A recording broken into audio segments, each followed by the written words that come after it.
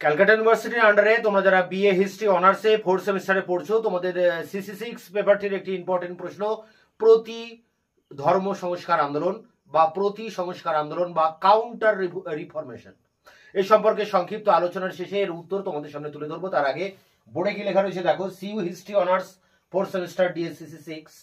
প্রশ্ন হচ্ছে প্রতি সংস্কার আন্দোলন বা প্রতি ধর্ম সংস্কার আন্দোলন।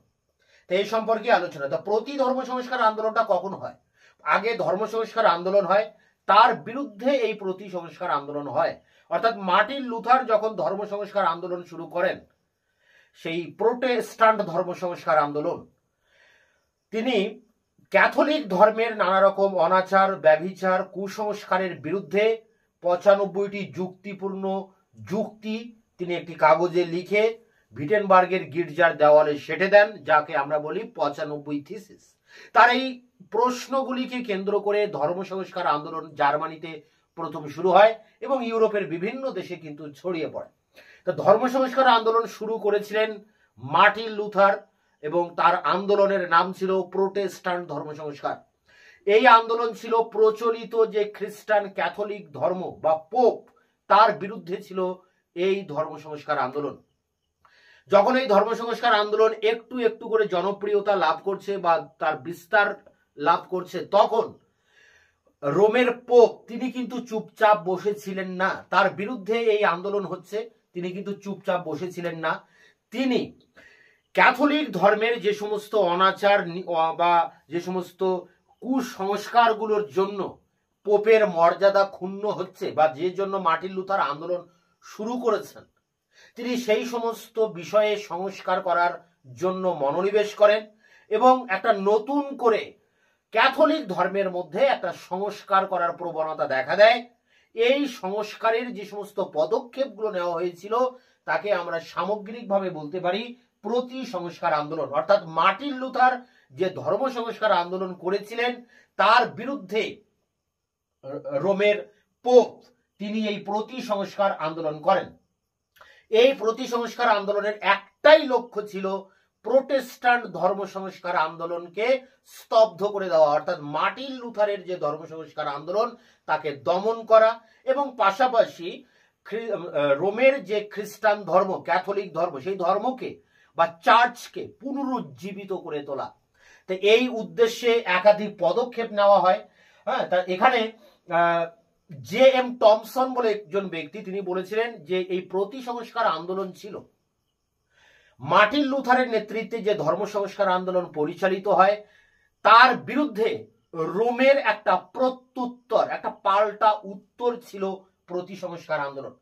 তা যাই হোক, প্রতি সংস্কার আন্দোলনের ক্ষেত্রে রোমের যিনি পোপ, সেই তৃতীয় পল, তিনি 1540 খ্রিস্টাব্দে তিনি জেসুইটদের একটি সনদ মঞ্জুর করেন সংস্কারের জন্য এবং এই সনদ মঞ্জুরের সাথে সাথে 1540 সালে এই প্রতি সংস্কার আন্দোলন শুরু হয়। এরপর 1556 সালে ট্রেন্ট নগরীতে একটি কাউন্সিল বসে এবং রোমের খ্রিস্টান ক্যাথলিক ধর্মের ভিতরে অনেক কিছু সংস্কার করার জন্য গুরুত্বপূর্ণ সিদ্ধান্ত নেওয়া হয় এই ট্রেন্ট কাউন্সিলের ভিতর দিয়ে। অর্থাৎ প্রতি সংস্কার আন্দোলনের ক্ষেত্রে দুটি গুরুত্বপূর্ণ পদক্ষেপ ছিল। 1540 সালে পোপ তৃতীয় পল কর্তৃক জেসুইটদের সনদ প্রদান করা বা মঞ্জুর করা। আরেকটি ছিল 1556 সালে ট্রেন্ট নগরীতে একটি কাউন্সিলের আহ্বান করে প্রয়োজনীয় সংস্কার সাধনের উদ্যোগ নেওয়া।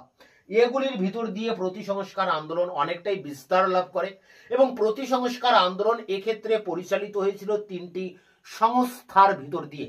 প্রথমে রয়েছে জেসুইট, অর্থাৎ রোমান ক্যাথলিক যে ধর্ম, সেই ধর্মের একজন ধারক এবং বাহক ছিল এই জেসুইটরা। জেসুইটরা একটা খ্রিস্টানদের একটা সম্প্রদায়। এই জেসুইটদের মাধ্যমে বা এই সংস্থার মধ্য দিয়ে প্রতি সংস্কার আন্দোলন পরিচালিত হয়। তাদের হাত ধরে বা তাদের মাধ্যমে প্রতি সংস্কার আন্দোলনটা পরিচালিত হয়। এরপরে দ্বিতীয় যে সংস্থা ছিল সেটি হচ্ছে ইনকুইজিশন, অর্থাৎ ধর্মের বিচার সভা। এই ধর্মের বিচার সভা বা ইনকুইজিশনের মাধ্যমে যে সমস্ত প্রোটেস্ট্যান্ট আন্দোলন শুরু হয়েছিল, যে সমস্ত প্রোটেস্ট্যান্ট আন্দোলনের নেতারা ছিলেন স্পেন, নেদারল্যান্ড, হল্যান্ড, বেলজিয়াম, বিভিন্ন দেশে, সেই সমস্ত নেতাদেরকে এই ইনকুইজিশনের মাধ্যমে বিচার করে তাদেরকে প্রাণদণ্ডে দণ্ডিত করা। অর্থাৎ ধর্মবিরোধী যে প্রোটেস্ট্যান্ট আন্দোলন হয়েছিল তাকে দমন করার জন্য এই ধর্মীয় বিচার সভা বা ইনকুইজিশন এই সংস্থার কে ব্যবহার করা হয়। রোমের পোপ এটাকে হাতিয়ারে পরিণত করে এই ইনকুইজিশনকে। এছাড়া ট্রেন্ট কাউন্সিল, যেখানে একাধিক পদক্ষেপ নেওয়া হয়েছিল প্রতি সংস্কার আন্দোলনের ক্ষেত্রে, এগুলোর মাধ্যমেই এই সংস্কার আন্দোলন এর বিরুদ্ধে এই প্রতি সংস্কার আন্দোলন এটা পরিচালিত হয়। এক কথায় খ্রিস্টান ধর্মের বিরুদ্ধে যে প্রোটেস্ট্যান্ট ধর্ম মাথাচাড়া দিয়ে উঠেছিল মার্টিন লুথারের নেতৃত্বে, তার বিরুদ্ধে রোমের পোপ একটা পাল্টা সংস্কার শুরু করেন, যার নাম এই প্রতি সংস্কার আন্দোলন বা কাউন্টার রিফরমেশন। এর বিষয়ে এর সংক্ষিপ্ত এই ছিল আলোচনা। এর যে অ্যান্সার সেটি নিয়ে তোমাদের সামনে এবার আলোচনা করছি। CU history honours 4 semester DSCC 6 প্রতি সংস্কার আন্দোলন সম্বন্ধে কি জানো? প্রোটেস্ট্যান্ট বিপ্লবের অগ্রগতি, প্রতিরোধ এবং রোমের চার্চকে পুনর্জীবিত করার উদ্দেশ্যে ষোড়শ শতাব্দীতে ক্যাথলিক জগতে যে সংস্কার আন্দোলন শুরু হয় তা সাধারণভাবে প্রতি সংস্কার আন্দোলন বা কাউন্টার রিফরমেশন নামে পরিচিত। লুথারের ধর্ম সংস্কার আন্দোলনের দ্রুত অগ্রগতি এবং রোমের চার্চের উপর আঘাতের তীব্রতা উপলব্ধি করে যেসব দুর্নীতি এবং খ্রিস্ট ধর্ম বিরোধী আচার আচরণ পোপতন্ত্রের কর্তৃত্ব মর্যাদা যথেষ্ট পরিমাণে হ্রাস করতে সক্রিয়ভাবে সাহায্য করেছিল, সেগুলি দূর করার জন্য ক্যাথলিক চার্চ সংস্কারমূলক একটি ব্যাপক কর্মসূচি গ্রহণ করে। প্রকৃতপক্ষে প্রতি সংস্কার আন্দোলন ছিল ক্যাথলিক চার্চের সংস্কার সাধনের এক আন্তরিক প্রচেষ্টা। ঐতিহাসিক জে.এম. টম্পসনের মতে প্রতি সংস্কার আন্দোলন ছিল ধর্ম সংস্কার আন্দোলনের বিরুদ্ধে রোমের প্রত্যুত্তর। The counter reformation was Rome's reply to reformation. 1540 খ্রিস্টাব্দে পোপ তৃতীয় পল প্রোটেস্ট্যান্টদের বিরুদ্ধে সক্রিয় প্রতিবাদ জানাবার জন্য জেসুইটদের একটি সনদ মঞ্জুর করার সঙ্গে সঙ্গেই প্রতি সংস্কার আন্দোলন শুরু হয় এবং 1556 খ্রিস্টাব্দে ট্রেন্ট নামক নগরীতে অনুষ্ঠিত কাউন্সিলের অধিবেশন সমাপ্তির অব্যবহিত পরেই এই আন্দোলনের তীব্রতা বৃদ্ধি পায় এবং ক্যাথলিক চার্চের পুনরুজ্জীবনের একটি নতুন পর্বের অনুকূল আবহাওয়ার সৃষ্টি হয়।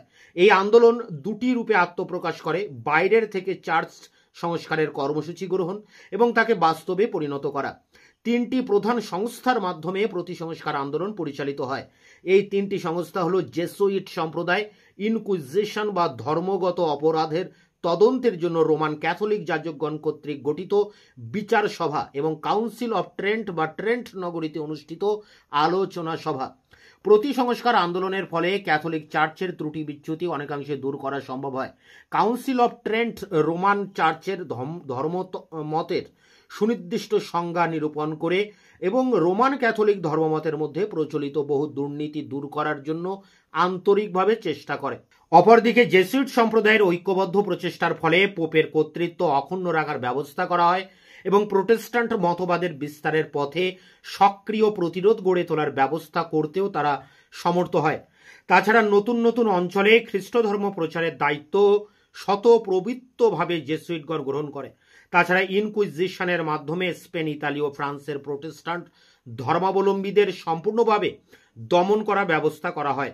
কিন্তু আবার এই ইনকুইজিশনের প্রতিবাদেই নেদারল্যান্ড স্পেনের বিরুদ্ধে বিদ্রোহ গড়ে ওঠে এবং বিদ্রোহ কেবলমাত্র স্পেনের রাজনৈতিক ও সামরিক শক্তিকেই ধ্বংস উন্মুখ করে তোলেনি, সমসাময়িক এবং পরবর্তীকালের ইউরোপের রাষ্ট্রনৈতিক চিন্তাধারার উপর গভীর প্রভাব বিস্তার করে।